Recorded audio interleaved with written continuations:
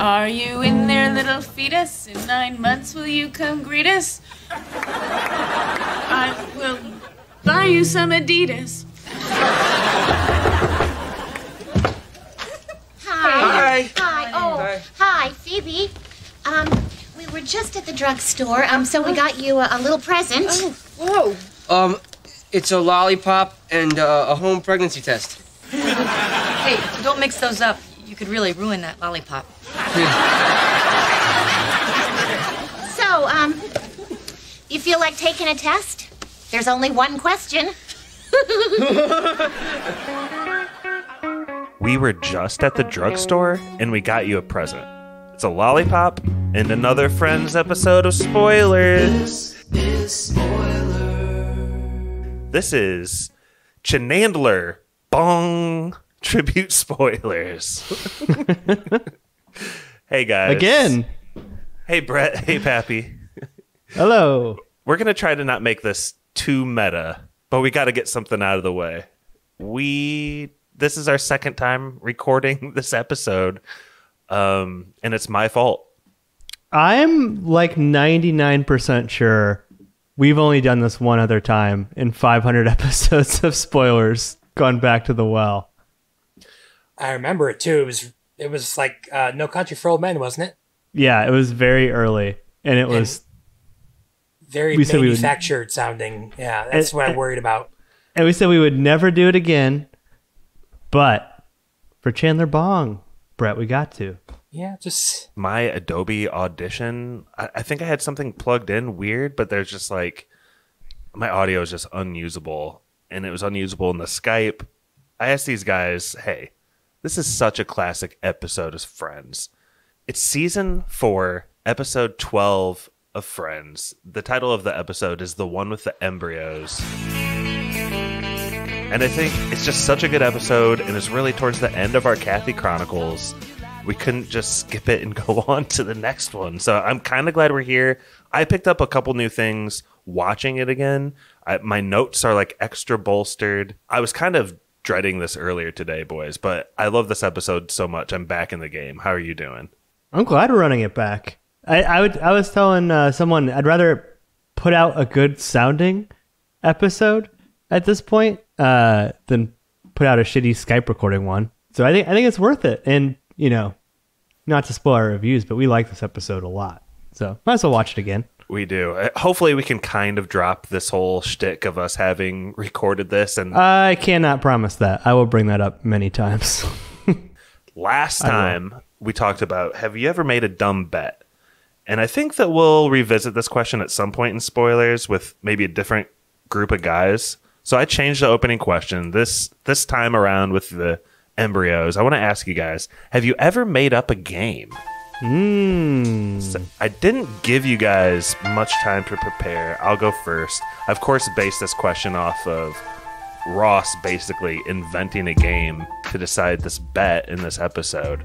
And so, yeah, I feel like my childhood, and even a little further than that, was chock full of making games. And most famously, I'll take a lot of credit, but not all the credit, Brett. We made this game called we made this game Spoilers. Penalties. We made this game called Penalties in college, and I didn't make up all of it, but I did make up every single penalty. There was a different physical penalty you had to pay for every card in the deck. So whoever lost this convoluted card game had to draw one of the cards at the end of this like 20-minute game, and it'd be like Ace of Spades. And Ace of Spades, we'd all look to see what it corresponded to, and it'd be like one slap in the face. No. Ace of Spades was no penalty. That's the best card you could get. Brett, I damn well know what it was, but I'm trying to do an actual good example. What are some of the other penalties you remember? There was one that was like hardwood hoops in the Serious Hurt, where everyone got to throw a basketball at your back. I always tell people they were all pretty harmless, but there was one, in my opinion, that was legit dangerous, and we probably shouldn't have done it, and that was Berlin Body Bag. What the hell? I mean, like I had it done to me. I had a panic attack. It's brutal, especially when they like sit on your head. They put you under a bunch of blankets and everyone sits on you for a minute. We played this game hundreds of times to the point where there's 52 penalties. I've seen Berlin Body Bag done like 6 times. We would just play this game over and over. If anyone wants to play a game called Penalties, where you play a friendly card game and then brutalize one of your friends, hit me up. I'll send you the rules. Josh from Goshen. Well, let me piggyback on that because I always was felt uncomfortable by how much credit you took for the game. Because I incorporated Blitz, which I think is like a really important thing. You did? But you did come up with the penalties. You did? Yes. Nice. That's my family game. It is a really important part of the game, and I like Blitz a lot. We played that first, like before penalties. Yeah. You know? Yeah. I think there's only one penalty that I like never got, and I refused. Like I would have probably quit the game, and it was what was it, Josh? Mystery drink? Secret formula. Yeah. Nope. Everybody up to 3 ingredients. Everyone who got to pick a different ingredient, edible ingredient, to put in the shot glass, and you had to take a shot. I mean, we're talking like mayonnaise, just pickle juice, that's nasty crap. Milk. Yeah. Do you like this, Pappy? So, yeah, is this good content? Do you want to know any more penalties? It's great content. Hanger calf whips is brutal. Flair woo chops. I mean, Flair woo chops. Who drops an egg or whatever? I mean, it's classic. I don't know if Tim McGraw listens to the episodes of Spoilers still. Our good buddy, not the famous Tim McGraw singer, but he got one. It was like Gatorade Glum, and you get to throw a Gatorade bottle at them from the second floor, and this thing just cracked him right in the skull with like the hard, like. You got to have a little bit of liquid in it, like maybe an ounce or two, so it wasn't just empty. It was right where the lid, this spread, it's supposed to hit you kind of like, you know, in the soft plasticky side, but whoever threw it just hit him bullseye with the hard lid top, cracked the skull. Terrible. Yeah. First of all, Josh, like you did like for the cards, but don't forget the game started with a nasty. We took a Jack's Pizza cardboard circle, we cut a hole in it, and we would draw like a spinner, and that's how we decided the penalties at first. And we decided that wasn't very good. It was like a pen held on by like a straw, and we'd just spin the pen, and it would point to. By the way, just to give Looney Tunes some credit, this all came about because we watched an episode called "Early to Bet." It's a classic. You guys gotta watch it. It's really funny. The gambling really bug, funny. right? Yeah. This game spread to like a younger generation too. I know Jordan Schaefer played this at Purdue. With his people friends. at Purdue, they played it like crazy. We'd send them the rules and everything, and yeah, it's brutal. But I'm way too old to play that now. I would just be like, nope, not doing that. So, Pappy, if you didn't do the penalty, you were never allowed to play penalties again. That was always kind of the motivation to keep going. Yep. CJ was banned for life, and my late great friend Tim Dawson was banned for life because he wouldn't do Berlin Body Bag because he had a bad back. So, all right, Pap, we took a lot of airtime with penalties. What you got for us? I do just want to say, so before Josh and Brett were two of my best friends, I vaguely knew of them through Jordan. And one of my first impressions were you guys were just sadistic fucks because he told me about the game penalty. Josh, Josh deserves most of the credit because let's be honest, he's a lot more diabolical than us, so it makes sense. Listener, trust me, I'm just as shocked to hear the details of this game as you are, but I swear they're nice guys. They really are. We just were bored, man. Hanger calf whips. But there's so many activities to choose from besides torturing each other when you're bored. Literally anything. We didn't have... You guys went to college like 6 years after us. You had better technology. We had Xboxes, yeah. It's true. I got nothing as good as penalties. We played like a round the world game, Josh, in your backyard with your brother, where you would score points for each basket you made, but then you could shoot like an 100-point shot off the diving board or like from like beyond the fence was like 20. That was pretty fun. Played a game where we tried to like flick a bottle cap around all of Concord High School. So for those of you who don't know, you can take a Gatorade cap and like between your thumb and middle finger, like flick it. And with some power, you can actually like really flick it probably at least, 20, 30 yards. And so we would try and like... Is this kind of like a disc golf throw sort of thing? Like flick, like it flings out and like glides? That's what I'm picturing. Yeah, exactly. And there was like, but it was exactly like golf in that we were trying to get around the school in as few flicks as possible, and you had to flick it and catch it. So it was like 2 parts to the game. You were catching it with both hands. I don't remember what our score was, but I don't know. I think it's like rite of passage, just making up stupid games when you're a kid with a ball or something. To this day, I still throw a ball, like a bouncy ball around my house, and I can only walk while the ball is in the air, right? So I have to like hit it off different walls and like make my way around the house. So, I like to think I have like creative, positive games, Josh, not taking pleasure in seeing my best friends get literally tortured. Oh, it was positive. Josh, I forgot. Dude, we had a penalty where you slapped somebody, by the way, in penalties. And I actually had that video of Josh getting slapped. So the funniest slap was Drew cried after getting slapped once. Best friend Drew. But anyway, we got to get on to this Friends episode, you guys. Okay. Oh, God, we have so many good penalty stories. We'll have to do an episode.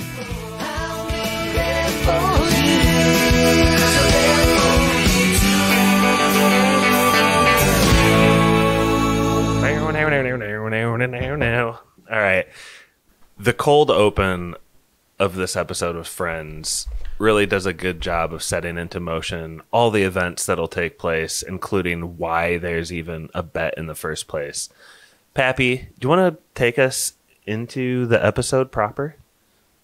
Yeah. So we have our pre-credit scene. There's a rooster cawing in the middle of the night, and Jennifer Aniston and Monica are screaming, "What the hell was that?" And of course it's the boys across the hallway, which sets up everything for kind of their antagonistic relationship in this episode and the stakes that we'll get into later. Yeah. The boys are sweet. I like this version of our boy Chandler Bong with his hair sticking straight up. That's what I look like in the morning when I wake up, actually. What do you got to add here, Brett? Because I know we all like this episode a lot, and I think it starts off pretty strong, right? There's some good jokes here right off the bat. Yeah, don't forget about the fifth star of this opening scene. I guess fifth and sixth. Rachel's nips. They are there throughout the episode. We did not mention that last time. I know. I can't believe it. They were doing some pretty heavy lifting during this episode, but they didn't have to do any lifting. Yeah. This episode's so good. That's the thing. It's just... That's true. They're just a bonus. God. Boy, you are really not a morning person. Back off! Get up! Get up! Get up! What is that noise? You. So there's just animosity here because obviously the boys have these loud animals and the girls like to sleep and don't want to hear these barn animals. After the opening credits song, it pretty much just starts right back on this plot line. It's kind of the next morning. No one's gotten that much sleep.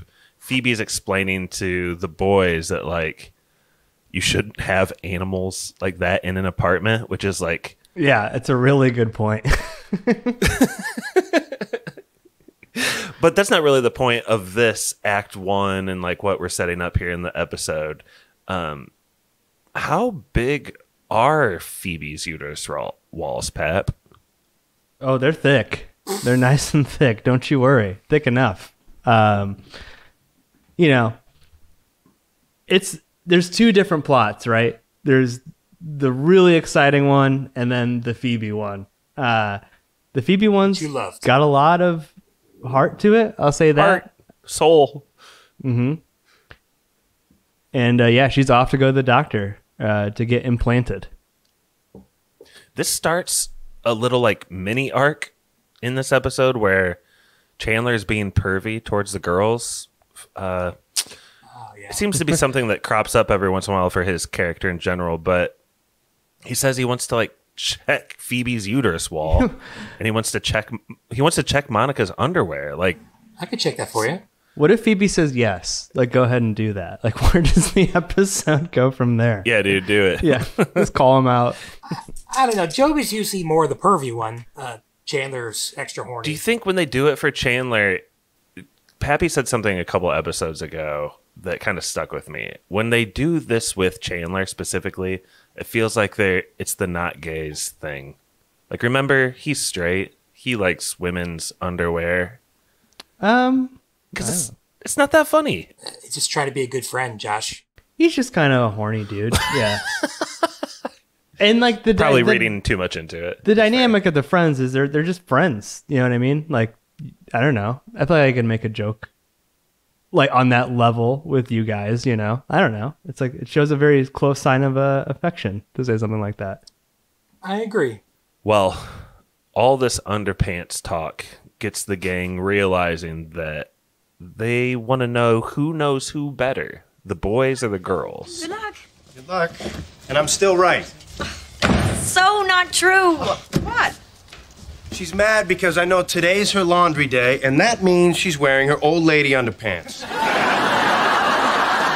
I can check that for you. I just can't believe that you think that you and Chandler know me and Rachel better than we know you. Well, we do. You can only eat Tic Tacs and even numbers. Yeah, what's that about?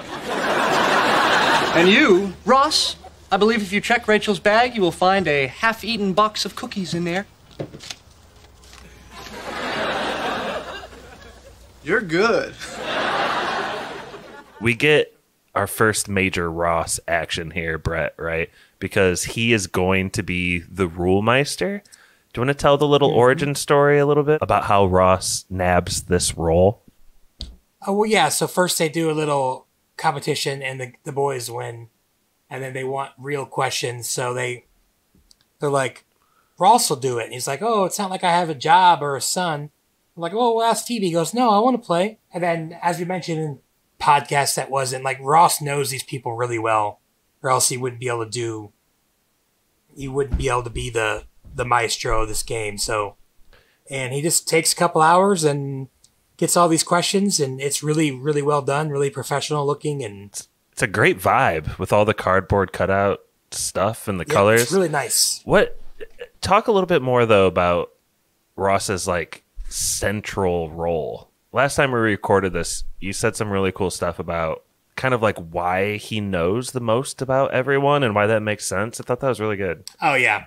Yeah, so other than being, I would say, the obvious smartest one, he... Sometimes. Yeah, I just meant like much educated, like probably the highest IQ. But yeah, he's don't definitely sleep dumb. on Joey. No, Sure. No, Joey's pretty dumb. A ghost. So he's been in love with Rachel since she was in ninth grade, or he was in ninth grade, one of the two. Keeping tabs on her. He dated her for a year. It's obviously Monica's his sister. And Chandler and him have been best friends and roommates. They were roommates in college. So they know, he just knows them really well. And he obviously listens to them a lot. So I had to throw that in there. It killed last time. Hell yeah. But so yeah, he just knows. I don't know. He either pays attention or maybe he uses stuff for dirt. I don't know. I also think of the Friends characters, I'm curious on your guys' opinion. Sorry, not characters, maybe actors. David Schwimmer is probably the most viable game show host, right? Like he's kind of got the right look for it. Yeah. And I really can't imagine like anybody else hosting a game show. I think he's there. I have gotten Schwimmer fatigue in the past, but I think he's actually a legitimately good actor. But that said, I do think he could have in real life been a game show host. Well, especially with his after Friends, and he'd use this as a platform. Yeah, with his persona on Friends, he seems like a smart guy on Friends. So it would like fit. Like, he could be himself, but the general audiences think, oh, David Schwimmer's smart because he's do some of this goofy stuff, repeat stuff in an echo voice. It's hilarious. Mm-hmm. Yeah. Oh, yeah? Ross, how many items left in that bag? 5. Okay, $10 says that we can name every item in that bag. How many guesses do you get? 6. Challenge extended. Deal. Challenge accepted. All right, we'll start with apples. We'll be starting with apples. Stop that now. I will say you're right, but like the big Friends fans that are listening right now, they're going to point to an episode later on down the road, which hopefully we get to, where Joey, he's trying out as the host of a game show called Bamboozled. And it's like just ridiculously funny. And he gets really, really good at it. So, I can see that. Again, I agree with you that Ross would be the best, but I'd be remiss if I didn't bring up Joey and Bamboozled, the game show that he tries out for. We'd also be remiss if we just breezed over that mini game they played just a second ago. I don't think any of those moments we can do that to. They're too special. They play a game called Name Every... I don't know what the name of the game is, but they have to name all 5 items in Rachel's shopping bag, and they only get 6 guesses. Pappy, is this insane or what? What are some of the items they're pulling out of their ass here? Well, I was going to say, could either of you do this for your wife? Like, the person you spend the most time with? Like, this is next level knowing someone. I mean, you got apples, you got tortilla chips, you got yogurt, you got diet sodies. They say scotch tape in a very interesting way. They emphasize the word scotch. Scotch tape. Yeah. But I mean, like, seriously, could you guys do this for your spouse? I feel like there's no way. It's nuts. Oatmeal cream pies, chicken breast. I don't know. I doubt it. I think the accuracy of getting all 5 with only 1 miss is what makes it so special, right? If I got 10 guesses to get 5 items for Teresa, I have a pretty good shot at it, don't you think? Yeah, but you can. Yeah. Especially if you used all of her scotch tape the night before making funny faces. Because you'd know that she'd be like freaked out and have to go replace that scotch tape right away. I got it. Scotch tape.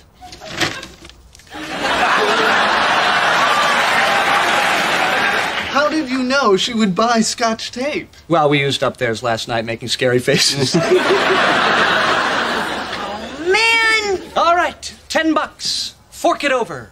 Cough it up. Pay the piper. Give me it. Anyway, before we finish out the first act of this, which I'm glad we're only in the first act still, because I love this episode. I wish it could last forever. I wish the spoilers episode on it could last forever, but keep moving. Still in act 1 here, and Phoebe finds out. You guys, I don't know who wants to take this, but Phoebe finds out that not only is she getting multiple embryos implanted, but even so, there's like a crazy low chance that this will even work. Okay, it'll take just a little while to prepare the embryos. Embryos? As in more than one? 5, actually. 5? Okay, where am I giving birth? In a hospital or a big box under the stairs? You do 5 because that gives you a 25% chance that at least one will attach. That's it? 25%? That means that it's like 75% chance of no baby at all? Yeah, I was thinking, what are the odds like if like you stuff like 200 of them in there? Yeah, it's 25% chance that it'll take that, one of the eggs will be fertilized, and so 5% chance each. 5 embryos. 5%. I guess, yeah. I don't know. Does that math work? Is that right? Yeah, I suppose, yeah. And then it costs $16,000, which is a lot of money where we live. It's still a good chunk of money in New York. So, especially for a home ec teacher and whatever Frank Jr. does. Probably something with magnets or something. I don't know. He's. What? I could see that. But I also like he says something about magnets. I thought about this in between our watchings and just catching it on a second time. I like how they ground it in $100 is a lot of money for the friends, right? To be betting. And then you hear like 15K and you're like, holy shit. You know what I mean? I know it's like a little thing, but like 50 years from now, after we've had crazy inflation, it kind of like it establishes a scale, which I think maybe intentional, maybe not. But I really like that, Josh. I like that too, and I think it also works to create like a division in the plot that they actually use as a joke device. That's actually what gets us into Act 2, Pappy, because the friends are all kind of sitting around talking about how big of a life event this is for Phoebe. It's using your comparison of money. It's roughly like 150 times as important as good math. Good math. If you know your friends across the apartment as well as I don't know. But anyway, the friends are all sitting around thinking about Phoebe, pensively wondering how she's doing, talking about what an important life event this is coming up for her and all of them. And then Ross announces that the test is ready. And they all are, yes, they're all relieved, I think, to kind of be exiting that serious conversation. Hey guys, do you realize that any minute now, Phoebe could be pregnant? I know. It's such a huge, life-altering thing. I know. The test is ready. Okay. Each team will answer 10 questions. The first. And guys, we're just pumped to get into all the games, right? Extremely elaborate setup for a guy who's got so many responsibilities, claims to have so many responsibilities. He's got a full Jeopardy board, color-coded categories, 4 different categories. Ross goes all out. How long do you think this took him, Brett? They use editing, so we're not sure in TV language how much time's passed, but what would you guess? Man, knowing Ross, he has a flair for stuff like that. I don't know, maybe an hour and a half? Maybe more, maybe 3 hours. That's a lot. It's a lot of questions. I feel like Ross could put his nose to the grindstone and knock something out like this in an hour and a half. I like true. that. He probably had some stuff like waiting in the wings. So yeah, that's possible. And I think we established. I never thought about that. I think we established it earlier, where like Ross just knows all of these off the top of his dome, right? Like he doesn't have to ask them, including like Rachel. What's your favorite? Like Rachel's actual favorite movie and the movie she claims to be her favorite movie, and she doesn't even protest. She's like, yeah. Well, let's get into it because scene. Oh, go ahead, Brett. I was gonna say like there's a scene later on where Ross recounts how many times him and Rachel have had sex, so he remembers a lot of things. That's kind of psycho. Yeah, and they make fun of him for it, so he gets his just desserts. So, but go ahead, Josh. This whole Act 2 is just made up of the game, and it's maybe the best act in all of Friends history. This middle act of the one with the embryos. So I actually wrote down. I'm going to go through the list of questions that they actually show. The first category and the first 2 questions come from fears and pet peeves. The guys are first asked, what's Monica's biggest pet peeve? And Joey knows it's animals dressed as humans. The gals get the second question, and it's what scares the bejesus out of Chandler? Do you know what that is, Brett? Oh, yeah. Michael Flatley, Lord of the Dance. Also, something I don't know if I'd say it bugged me, but did you notice that Joey doesn't know that? There's a couple of those where it seems like one of the partners knows and one doesn't. But the Irish jig guy? I don't know if I know what this is. Like, I feel like I'm conflating it with Riverdance. I know what Riverdance is. I don't know if I know what Lord of the Dance. Okay, so that's good. Okay, so Riverdance is it's what you know it as. That's Irish step dancing. A lot of the traditional no arm movements, arms down by your side. Don't fucking move those arms, Pap. Don't even. And Michael Flatley, I don't know if he was the original lead, but he was the lead, got really famous off it, and he left and did his own show called The Lord of the Wait, Dance. so Lord of the Dance is a spin-off of Riverdance, essentially? Basically, you're overthinking different. it. It's the same thing. It's not. That's offensive. I'm just kidding. It is different, and he had a different style. If you watch, he waves his arm around, which is kind of like frowned upon. But Dude, then it went to feet. He had one rule. Don't move your arms. I'm watching it now. Michael Flatley's got a very specific stage presence, which I don't besmirch Chandler for being scared of at all. It's a little freaky. His legs move as if independent from his body. He had the record for a long time of most taps in a certain amount of time. But yeah, he's a special dude. He's like a concert flautist. He was like a Golden Gloves boxer. He was just an awesome dude. The next category is it's all relative. And the guys get the third question here, and it's name that grandma of Ross and Monica's that's passed away. And I have this little note. It's actually from last week. I think it's on this answer where when Joey actually says the answer, Althea, you can see Chandler mouthing his line, which is kind of a rare acting. You brought that. I actually brought that up. I had never noticed that. I don't think. Yeah, just a little weird. Not a big deal. We get into literature after that, and the gals get asked the question that spawned many Chandler bongs all over the U.S. for many years to come. But it's this TV guide question. What's the name on the TV guide that Chandler and Joey get? God, the joke that it's in the category of literature is so funny, too. Literature. Yeah. Had you heard this pop culture reference before, Pappy? Chandler bong? Or is that just a me and Brett's age thing that we said all the time?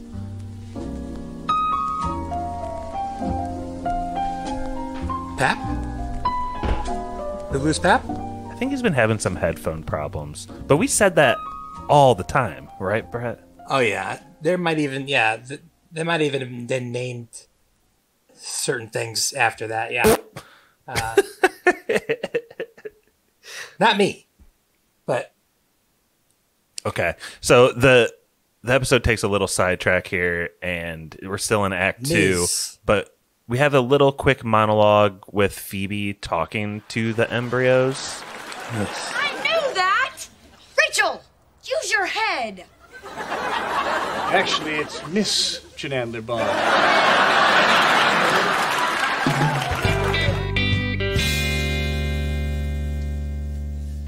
Hello, teeny embryos.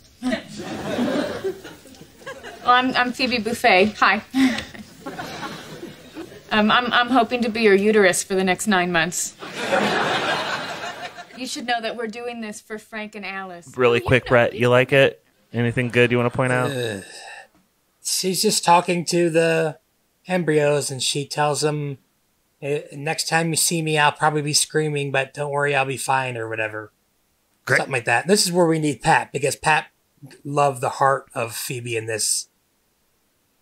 So yeah, there you are. Listen, I don't know. Phoebe's got her own thing going on. Obviously, one friend can't stand up to the other four in terms of plot. But I've been thinking about this more and more, and it's we've talked about this before. I think even now when people are like, "Oh, IVF or having people surrogacy is kind of frowned upon somehow in some circles," I think it's cool. I don't know. There's a lot of heart, and it's able to bring the friends back together. I could not be more pro all of that stuff, and it's pretty wild. Oh, same. I am too. Just not always pro Phoebe. Right. Yeah. But it makes it it gives it kind of I don't know, how many other shows show something like this, I do like it. Yeah, it's good for the episode. Again, I've just seen it a lot, and she's not one of my favorite characters. So I think it's maybe just being older and knowing the reality of fertility struggles that a lot of my friends or people I know have gone with, and it kind of hits different now. You know, like it's not as obscure and sciencey. Yeah. It's a lot more personal. I feel yeah, like there's a very silly stuff that's working great, but then it's also got this heart of, like I said, as you get older, you're like, oh yeah, I can kind of relate to this or know people who have related to this. We actually get to my least favorite part of the episode right now because they cut back to the lightning round, but they've skipped the majority of the main round. I think they skipped like 12 or 15 questions here. It's devastating. Yeah, it's not the lightning round, but yeah, they come back and you get one more question. What's Chandler's dad's gay all-male burlesque Vegas show? Sorry, you wrote that down. Go ahead. Probably said it a lot better.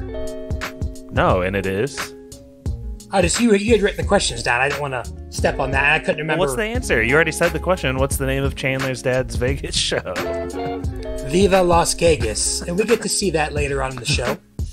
It's Chandler's dad is played by Kathleen Turner. You're right. We're not quite to the lightning round here. But what we do see here, right as we close out the second act, Brett, is just Monica and Chandler kind of ramping up the bets now that they know, like, it all comes down to this one lightning round. I think they're all showing major signs of, like, betting trauma or, like, addicted to gambling or something, especially Monica and Chandler. Oh, yeah.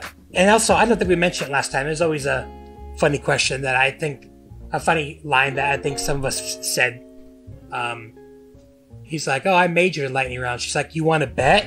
He goes, I'm so confused as to what we've been doing so far. But it works on him anyway. He still falls for it. Does. And he, like, makes the bet bigger and bigger. Pappy, have you ever fallen in this trap where you just keep doubling down on a bet or, like, fallen in any bad habits in this way? Is that too personal of a question? No, I've never had a problem with gambling. Like, when I've told the story before. I'm not as into it now, but when I first started, it was like in the .eu website, and you had to like deposit it in Bitcoin. Like I was into it like before it was legal. I remember one time staying up really late and betting on like Russian women's volleyball. I'm like, maybe this isn't for me after all. Like maybe I shouldn't be. It makes everything better to watch. No, for sure. I'm not anti in any way, but.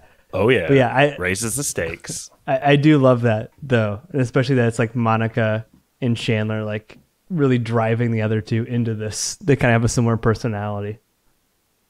A gambling bug. $100, $150, $300. Meanwhile, Joey and Rachel are honestly kind of like being like, hey, maybe we shouldn't. Like, kind of tugging at their shirts. Like, the bet's pretty big already. It's fine, guys.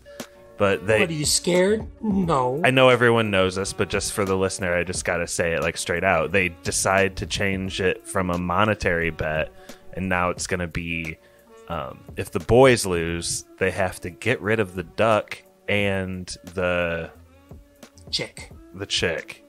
And chick and the duck, yep. And if the girls lose, they have to give up their much larger apartment and move across the hall into the boys' apartment.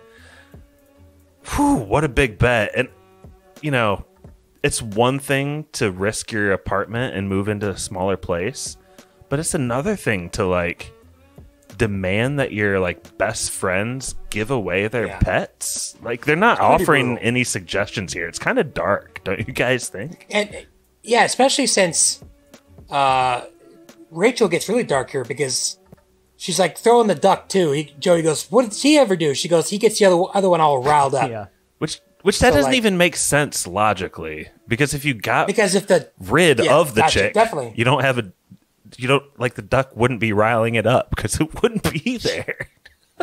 We could chalk it up to her. She's tired and cranky, maybe, I guess, but yeah, it's a little sadistic. Also, we got to point back to Phoebe's point that, you know, those animals aren't really suited for a New York apartment in general, but we love them. It's fine. Like, what do you think would have happened to the chicken and the duck? They would have gotten eaten, right? There's no scenario where they're just released into the wild. They're allowed to live. They're not getting taken to a farm upstate. No, but Chandler does later on. You find out that he took them in to get them put asleep, I believe, because What? Joey makes a comment about how they are. This is later on down the line about they're at some farm, and because he's got like the mind of a child, so he thinks that Chandler took them. I'm guessing they just died, and maybe, I thought you were saying they put him down. This is making me sad. I don't know. I don't know if he put him down or not, but they get another chicken duck later, Chick Jr. and Duck Jr.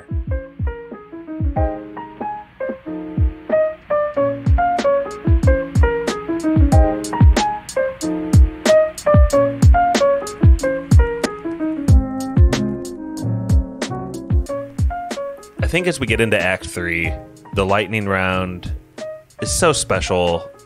Let's just play the whole lightning round clip right here.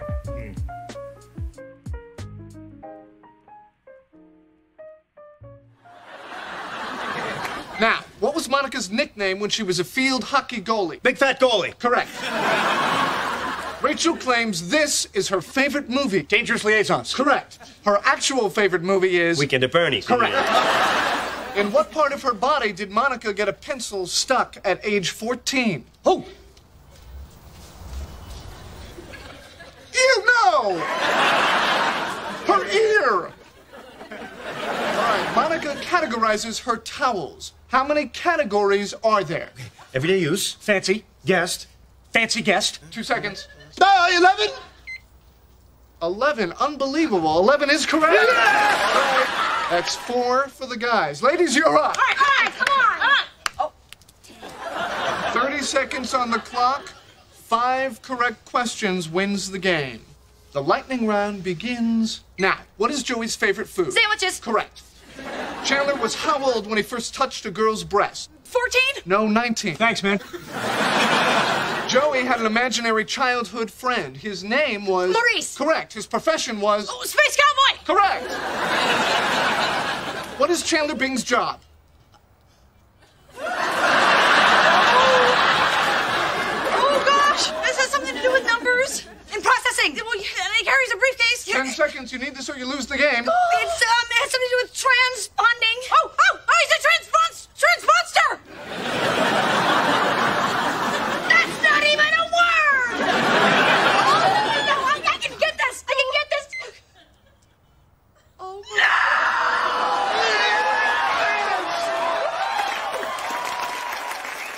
The girls lose. They're devastated. The guys are dancing. They start to move in their foosball table like within 10 minutes. It's so funny that no one knows what Chandler does. It's the best joke ever. It's such a funny meme of the show.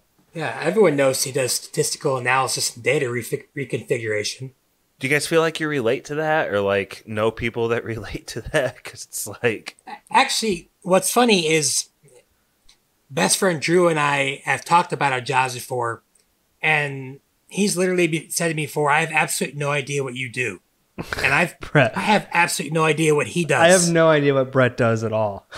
Well, let's save it maybe for trivia. Let's not get too into what you guys do right now. But moving on in the Friends episode, like beyond this contest, which is awesome, and it sucks that we're kind of moving beyond it. But Phoebe is implanted now with these embryos. She's freaked out. Not knocked up yet. But she's not quite knocked up yet because she takes a quick pregnancy test like right when she gets home, and there's nothing. Well, her body has always been faster than Western medicine. I love that joke. And I feel like that plays into her like talking to the embryos too. Like that's not a Western medicine thing. That's her own shit, right? Yeah. I mean, low-key, Phoebe's probably a pretty great surrogate mom. Like if she can just lay off the Chandler bong, like she's eating organic and like gonna take care of those babies. Like she seems pretty healthy. Ooh. She doesn't eat organic later on. We'll get to there. What? It's what the babies want, Pap. There's kind of weirdly a lot of like plot packed into this third act, but one big part of it is Jennifer Aniston's Rachel is just going off the rails. Like she's pissed about this bet, refusing to move out, throwing fits, laying on the ground. Like she's got quite the scene going on here. Yeah. Yeah. She didn't want to do. She's like, well, stop giving away my money. Bet some peppers then, or something. Yeah, Spice it up. He's trying to spice thing up. Yeah. Pepper. Yeah. And then Monica agrees to it without talking to her. But Monica does convince her later because of her steady hand that she's not nervous and she hasn't missed any questions.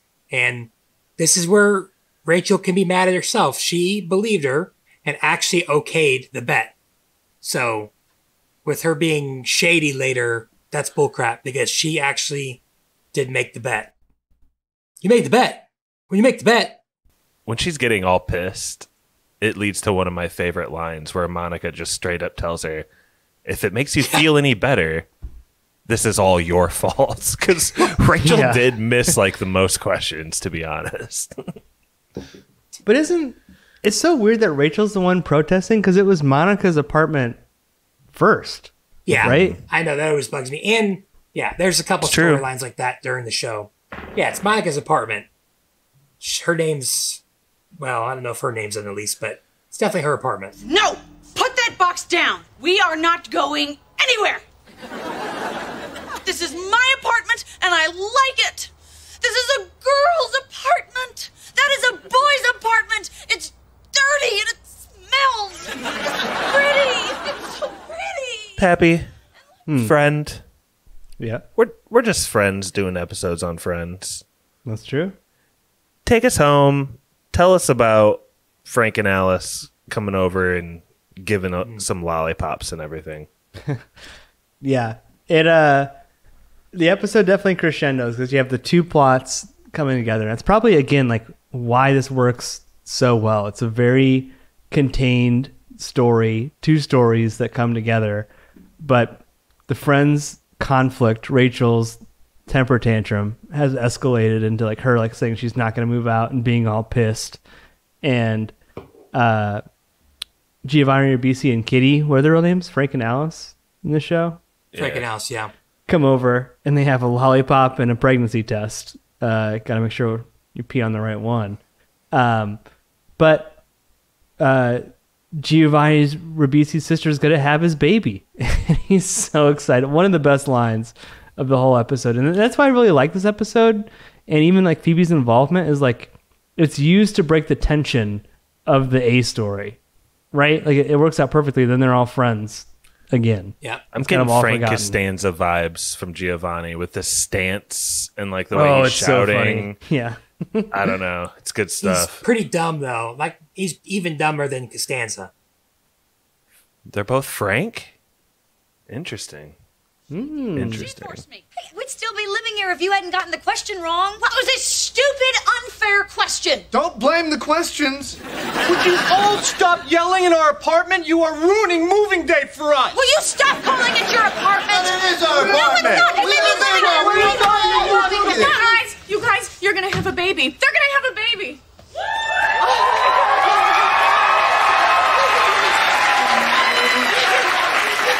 My sister's gonna have my baby!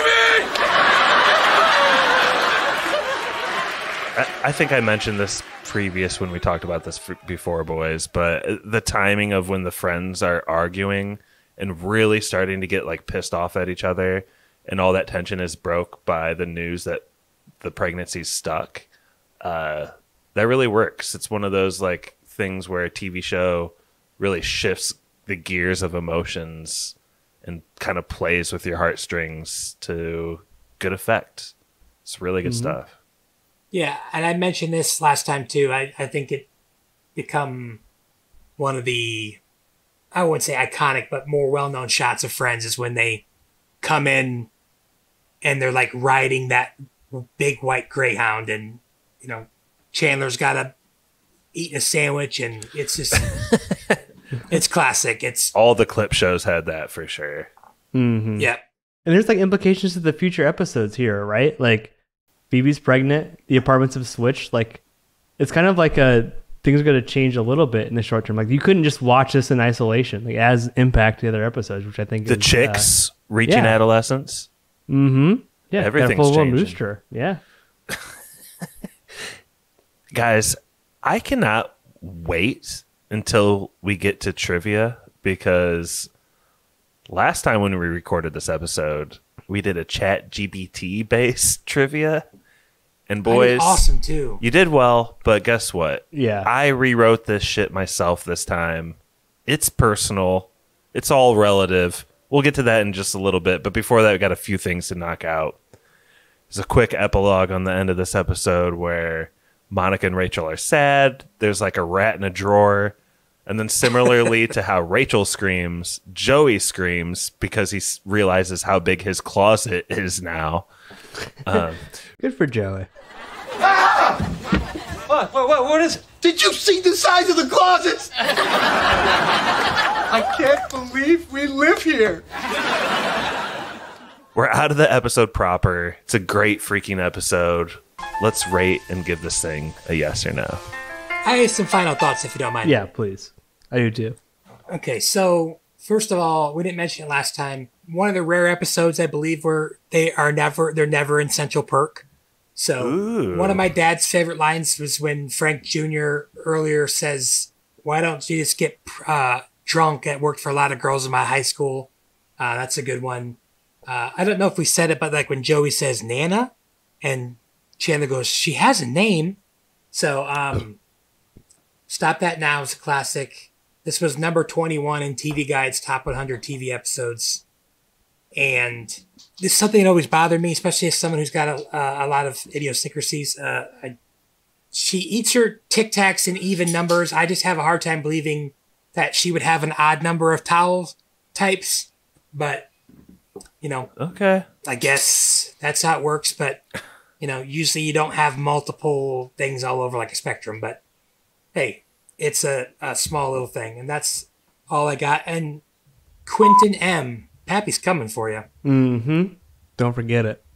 My only final thought is that their face when they flip the coin is so funny. Like, I don't know if we mentioned that either time, but like somebody call it next time. No, we never have not mentioned the coin. Ross flips the coin. They all just like look at him with such expectation in their eyes. It's like what? I always look at Rachel. Her face is really funny. Rachel's. God, that's a really good visual joke.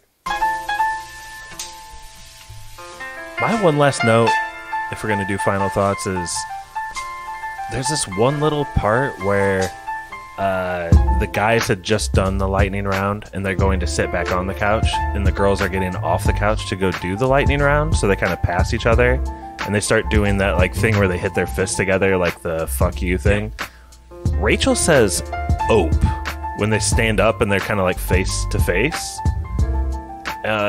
It's just like a weird thing I noticed. She says "ope." I always thought that was a Midwestern thing, but Jennifer Aniston is like not anything close to Midwest girl, and this show takes place in New York City, so I like caught me a little off guard, but I'd love to hear the "ope." O-P-E. Ope's definitely, that's a Midwest thing, but I don't. Is that what she uses it in that context, Josh?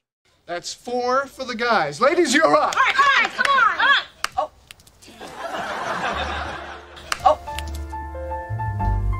Yeah, it's almost like, to me it seemed like almost like she stood up and was like so close to them physically. She was like, whoa, like just like so close, which is why you would say it naturally. Ooh, that's interesting. I've said that probably 100 times in my life. Josh from Goshen here, gonna get us into ratings and yes or no. Typically on spoilers, we just do a binary yes or no. But for Friends, we're doing the special letter grade thing. So I'm going to give this episode an A+. If this is your first time listening to spoilers, I don't think I've given anything an A+ before. This episode just flies by in a flash. We watched it last week for a pod, potted on it, watched it again, potted on again. I've seen it like 25 times. It's still honestly just as fun potting on it tonight as it was a week ago when I messed up the audio. So it's still an A+, just like it was then. One thing I said last week that I probably should have just not included this week, but I'm going to say it again. Rachel is just like, Jennifer Aniston is just like so attractive in this episode. She's just, I don't know. She's like at her peak. I love my wife more than her, though, just so everyone knows. Oh, yeah. But it's an A+, yes, from Josh from Goshen. Thank you guys for recording this for a second time with me. I appreciate it. Can't wait for trivia. Yeah, I'll go again.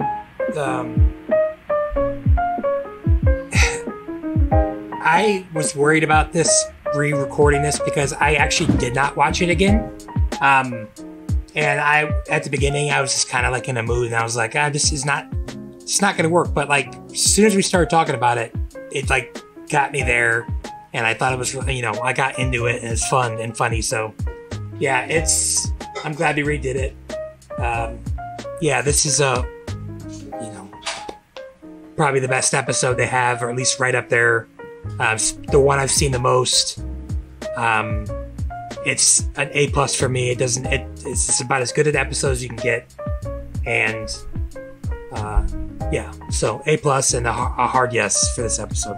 If anybody's interested, I will try. I don't know if I still have the recording, but I'll try to put a little sample of what my audio sounded like on that first recording at the very. I think you should still make the episode and make it Patreon only. But at the end of this episode, I'll put a little sampler teaser of what the audio could have sounded like, and then you'll all understand. But Pappy, you ready for your rating? Can you do this?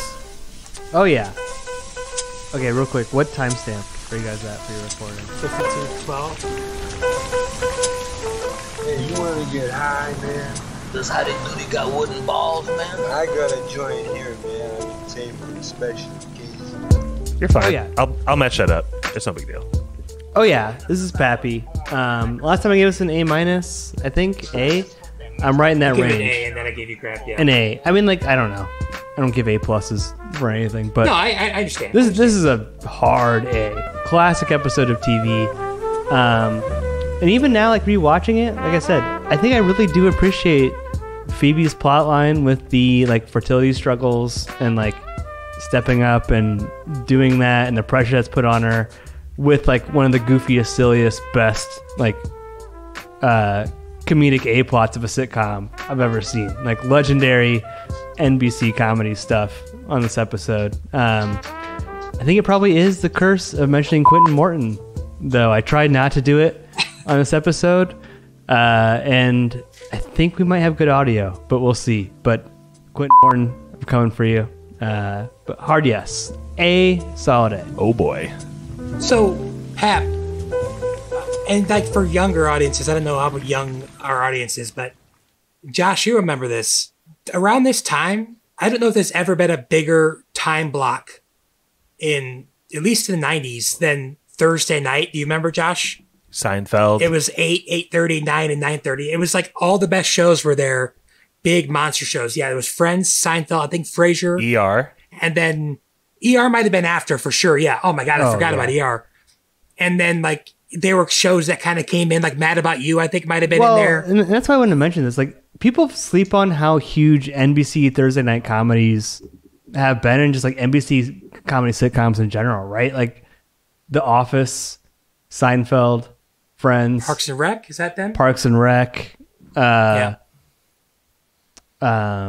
Cheers, Fresh Prince. Yeah. Like, dude, they've had some like pretty legendary like sitcoms. Isn't that weird? Just got a through line. They got a niche for that for some reason. I don't know. Mm-hmm. Yeah. Well, guys, I'm going to toss it to Spoiler Man to just remind everyone how they can get a hold of us. And then we're going to come back and we're going to get deep and personal with Pappy and Brett on trivia. Huge stakes for this trivia, too. So stick around. Take it away, Spoiler Man. If you'd like to request an episode, hear your name read by Spoiler Man, or even just help us make podcasts, please check us out on patreon.com/spoilerspodcast. Be sure to check out Corey's podcast, Big Dumb Movie. Our email is podcastspoilers@gmail.com. Josh Hensley from the Rutabaga wrote our theme song. Please support this podcast by leaving us an iTunes review. And we're back. Chandler, bong, spoilers. We're getting into the trivia here, guys. I am giddy about this trivia, like I was just telling Pap when you were taking a quick break there, Brett. Can you guys do some sort of... I'm going to flip a coin here, and I want that to determine who goes first, okay? Mm-hmm. Okay. Okay. So, here it goes. Somebody call it this time. Pat? Tails. It was heads. It was a virtual Google coin flip. It was heads. I thought we were doing a bit where neither one of us would call it, but all right. Yeah. That would have been too lame. So anyway. I'll go last. You want to go second? Okay. Yeah. Good. So. Good. This is all about who knows the other person better between Good. Brett and Pappy. And if you're not happy with the outcome at the end of this, don't blame the questions. Pappy, yeah. The first round it's all relative. For 1 point, name both Patreon members that are Brett relatives. Brother Brian and nephew Quinn. That is correct. Pappy has 1 point. Oh. Brett. Yeah. It's all relative. Mm-hmm. Pappy's mother is a Patreon member and was even once on the pod in one of our best episodes ever. She's affectionately known as Nurse Stacy. Great. Well done. 1-1 after the first round. There's 5 more of these. How are you guys feeling so far? Love it. Like I'm about to be doxxed. Yeah, that's not. Yeah, we're fine. Just don't do. These are fine so far. Okay. Everyone knows your mom. Yeah, she's on the pod. We're starting very basic. We'll see where this goes. Pappy, this is worth 2 points, but I need you to name 3 things. Mm-hmm. In my opinion, Brett has 3 favorite teams. So name his favorite MLB, NFL, and CFB teams. So that's Major League Baseball, NFL, National League Football, and college football. 3 teams here. You know there's only one hard part of this question. Obviously, Brett loves the Florida State Seminoles and Green Bay Packers. Okay. Any listener of spoilers would know.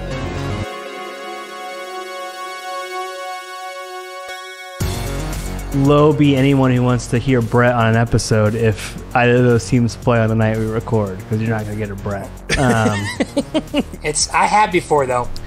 Yeah, and you have. I do appreciate Can you that. get the full 2 points and name the third one? What would be your favorite baseball team? I guess I'll just go with the Chicago Cubs. Brett? Unfortunately, that is correct. I would love it if you guys actually said if it was correct or not after the other person guesses. I'm looking at a little Sammy Sosa Chinese nesting doll, Brett. I didn't know we had that in common. That's great.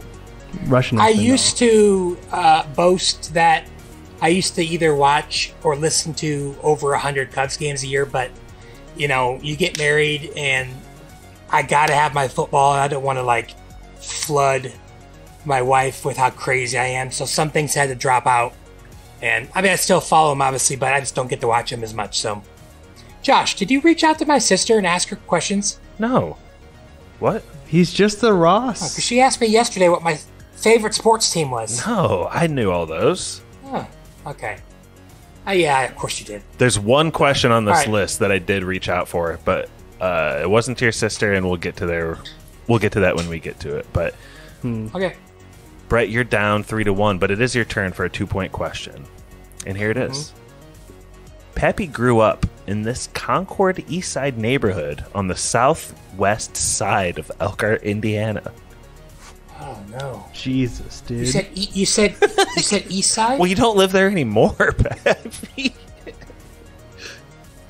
Oh man, you said East Side Southwest? It's the southwest side of Elkhart, Indiana, but it's East Side District. Oh man, I have absolutely no idea. Let's see, how rich is Pappy? Lower your expectations. I'm going to... God, I'm going to be wrong. I'm going to... Decamp Boulevard. Decamp. That's not right. That's way harder than the one Pappy got for me, but that's all right. I know what neighborhood you grew up in, for sure. But I did not grow up in DeCamp. I grew up in Pinecrest. Pinecrest. Oh, That was close. Man. I mean, I guess. I'm liking this more than I even thought I would. How are you guys doing 2 out of 6 questions? Just think. Where did I... Pappy, what neighborhood did I grow up in when I went to elementary school? When I went to elementary school. By the way, bleep that out. My parents still live there. It's fine. Pappy? Yes. This one's simple, and for each word you get correctly, you will get 1 point. There's 3 words. All right. It's Brett's job title. What you got? I hate this. He's got no chance. Quality. Okay. Assurance. Okay. Specialist. Brett? You got 2/3 right. Go. I am a quality assurance manager. Let's go. You downgraded me a little bit there. You got 2. That took you from 3 to 5. No, I'm proud so of you. Look at you, a manager. It's 5-1 right now. Yeah. Brett, I did recognize that up to this point, I thought your questions were a little harder. So you get the same question, Pappy's job title, but lucky for you, there's 4 words in it. So you could get 4 questions, or you could get 4 points and tie it up here.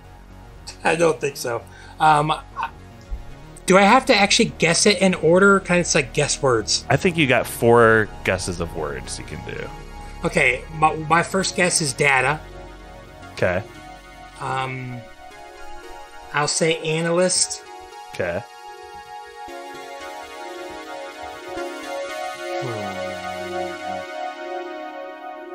Sounds like you only got 2. He's a data analyst? Is that your theory?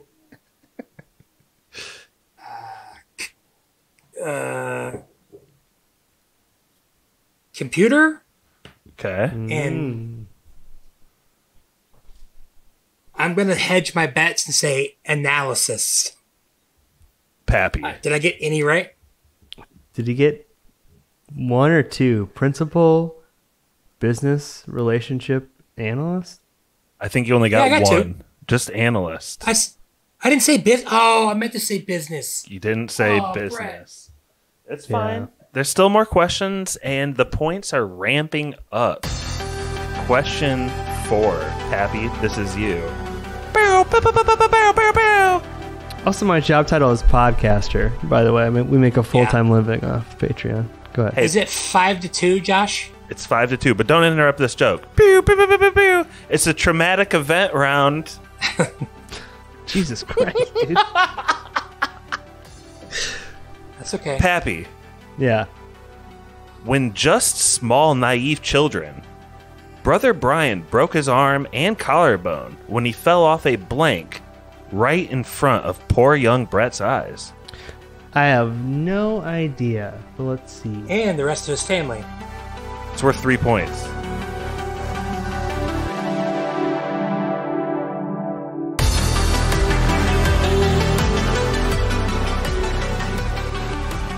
He fell out of or fell off of? What did you say? He didn't. Yeah, what did you say, Josh? Fell off a blank right in front of poor young Brett's eyes. Fell off a jungle gym. The correct answer is Brett. The Pier Moran Pool water slide. I would have accepted water slide or water slide ladder. Yikes. It wasn't the ladder. It was... He fell off the slide. He fell off? We were idiots. Did he hit the cement? Yes, he hit the cement. By the way, you're doing him a disservice, Josh. He broke his wrist, he broke 2 bones in his back, and he broke 2 bones in his pelvis. All right, sorry. And it was on July 4th, 1993. On the 4th of July? Yeah, we were the only people there, and us and the gangers for some reason. Yeah, we were idiots.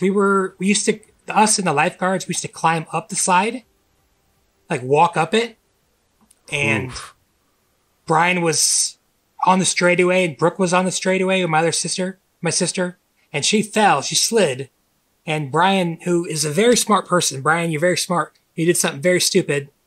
Instead of just sliding down, he tried to jump on the side and grab hold. And he just flipped off.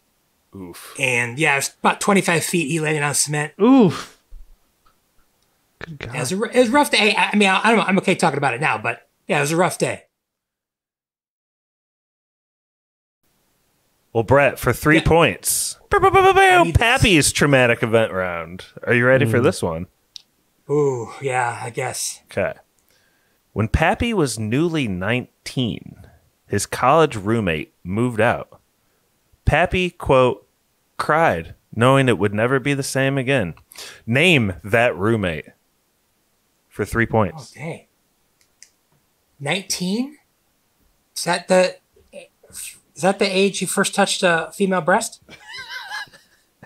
Brett, I almost put that question in for you, but I deleted it because I think I know the answer, but... Yeah, keep that to yourself. Let's see. And yeah. Actually, you don't know the answer. Okay. I'm going to say Brother Jordan. Pappy. Yeah, of course that's correct. How did you know all those details, Josh? I'm Ross from Friends, man. I know things, okay? I listen. I did cry, Jordan. He's digging deep. He's going to have something like super dark on question 6, but I needed that. The questions don't get darker necessarily. They just get harder. Don't blame the questions. Although the last question I'm looking at it might be a little dark, but Pappy, it is tied up 5-5. We got 2 questions left. We are now in the round of ancient history. Okay. Brett initially attended IU. This is for 4 points. To pursue this respectable major. He wanted to be a journalism. He did. You are up to 9. Great. Man, unfortunately, I've said that to about everybody before. Yeah. I just remember the things you tell me because I'm your good friend and I love you. It's true. I appreciate that. I love you too. Okay. I wanted to be a journo. I know you better. You know me. Just a couple questions left. Probably, but Brett, Pappy, ancient history. Pappy was officially asked to help get a feed of the Notre Dame football game at his cousin Adam's wedding nearly 5 years ago that all 3 of us were in attendance at. Name the team ND played. They were playing and they got destroyed by the Miami Hurricanes. Yeah, of course, that's correct. We all remember it. Good what Lord. A terrible night. Terrible turnover chain. Pappy, you were so drunk. Oh, yeah. That night. Josh was very sick that night. Dude, that was so terrible. I hated that night. Not from drinking. No, yeah. I'll just say this for the listener. I have no shame. For some reason, I had one of those nights where I just had to poop every 10 minutes. Couldn't stop. It was so bad. I just wanted to hang out with people. I literally went up to him and I was like, Josh, the edit you did on the Cabin in the Wood episodes was so good. And you were like, dude, I appreciate the compliment. I was like, I can't even listen right now. I feel so terrible. Yeah. It's having some lower bowel movements. But see, Pappy, I'm willing to shed a little bit of my own history here. Like, yeah. We're all given. We're tied up going into question 6? It is. It's 9-9. Okay. Pappy, ancient history. Is this the last question? Yes. Again, another ancient history? Yes, more ancient history. Okay. Josh from Goshen, me, famously nailed a slice of pizza to Brett's wall sophomore year of college at IU. Oh, gosh. Name the topping, in parentheses, S, on the slice and the establishment from which it came for 5 points. Is it like a point each or is it all or nothing? No. You need to name the toppings and the establishment. No shot. Brother Bears, extra cheese, and sausage. First of all, it's mother bears. Never guess extra cheese. Like that's just I a have terrible no trivia chance. guess. Brett, what's the answer? You have to tell me what that. I think it was pepperoni and it was Pizza Express. 100%. 100%. It's so I know. easy. That's why I almost said I think you might be able to get this, but you thought you gave me way too much credit. God damn it. Brett, to take it home. Yeah. All right. I'm just going to read my question verbatim and Brett, miss it for the lightning round. Play for the lightning round. No, I got to win it. I got to win it here and now. Okay. Though he appears mostly white, Pappy actually has a significant amount of indigenous American tribe blood flowing through his veins. Oh. What tribe is it? Oh, dang. I have no idea. I'm an Indian outlaw, half Cherokee, half Choctaw. Never was a Chippewa. I'm going to say something that I have absolutely no idea. I'm going to say Navajo. Pappy? Creek. It is. And I reached out to Stevie to figure that out. And Stevie, I think he wanted me to point out that they were actually one of the slave-owning tribes. Yeah. Who's keeping score? I love how you started that. While he appears white. Yeah, we get a lot of crap for not having, for us being 6 white guys. We got 2 half Hispanics. Yep.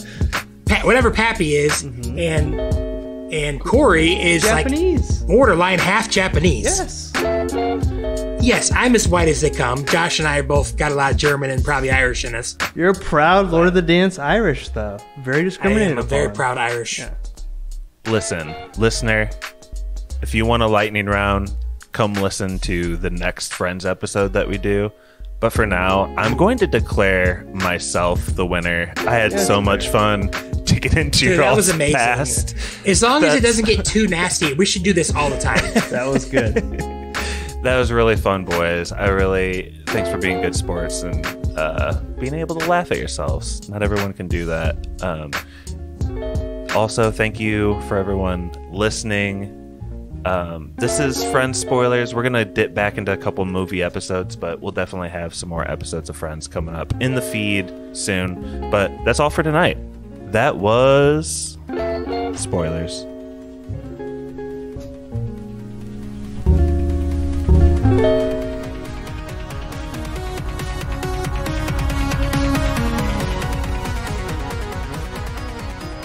Spoiler Man here. Special thank you to our patrons.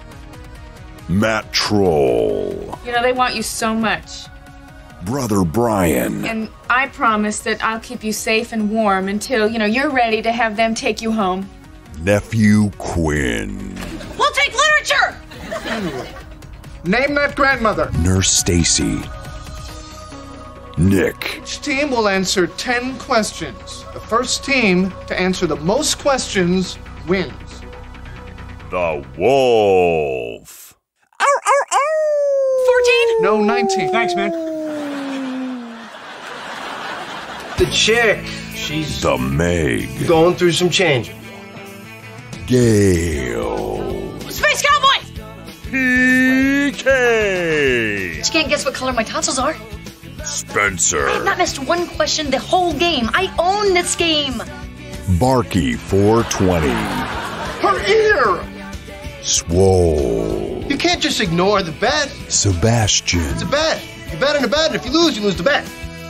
Dr. Lars, And I feel like I'm coming down with something. Stone Cold Austin, I bet the apartment. Best Friend Drew, Oh, I would never bet this apartment. It's too nice. All right, look, I hate this as much as you, but if it makes you feel any better, Druid King, this is all your fault. We were just at the drugstore, so we got you a present. It's a lollipop and another Friends episode of Spoilers. This is Chandler Bong Tribute Spoilers. A very special episode.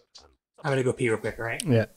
Dude, sorry. This episode's so cursed. My headphones died, then Audacity crashed. I don't know why. And it's our second time recording it. Yeah. My waveforms are looking good this time. I don't think you missed solid. anything because I immediately went on mute and tried to like figure it out. That was spoilers.